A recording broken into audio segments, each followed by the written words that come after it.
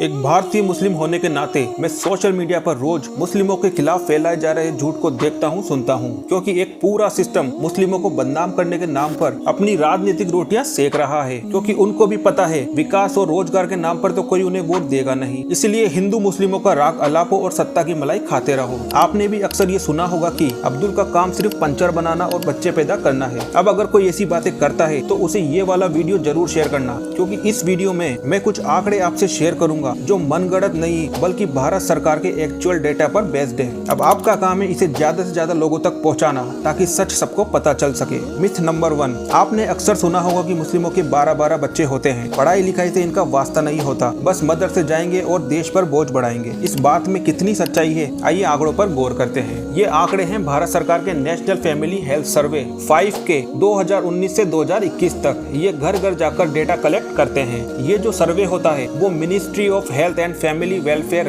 Government of India की तरफ से होता है। यहाँ आप ये चार्ट देख सकते हैं कि 1992 से 2019 तक का डेटा, जो कि बताता है कि 1992 में हिंदुओं की TFR यानी टोटल फर्टिलिटी रेट 3.3% थी, जो कि घटकर 2019 में 2% पर पहुंच गई है, यानी 1.3% की गिरावट। पर अब गौर कीजिए मुस्लिमों की TFR, जो कि 1992 में 4.4% थी, जो कि घटकर 2019 में 2.4 पर पहुंच गई है, पूरे 2% की गिरावट। यानी कि गिरावट की दर हिंदुओं से 0.7% से ज्यादा। ये कौन कह रहा है? गवर्नमेंट ऑफ इंडिया की रिपोर्ट। तो एक मिथ तो यहाँ क्लियर हो गया कि मुस्लिमों की TFR टोटल फर्टिलिटी रेट की गिरावट हिंदुओं से भी ज्यादा है। अब बात करते हैं मिथ नंबर 2 की, कि मुस्लिमों में तो अपने ब्लड रिलेशन में ही शादियां कर लेते हैं, जैसे कि चाचा की बेटी, मामा की बेटी। इस बात में कितनी सच्चाई है, आइए जानते हैं। 15.8% मुस्लिमों की शादी ही सिर्फ ब्लड रिलेशन में होती है, मतलब कि 84.2% मुस्लिम हस्बैंड एंड वाइफ का पहले से कोई रिश्ता नहीं होता है। वहीं 10.1% हिंदू भी ब्लड रिलेशन में शादी करते हैं। हाँ, नॉर्थ इंडिया में नहीं पर साउथ इंडिया में जरूर करते हैं। ये स्टेट्स आप देखिए, आप खुद समझ जाएंगे, मतलब कि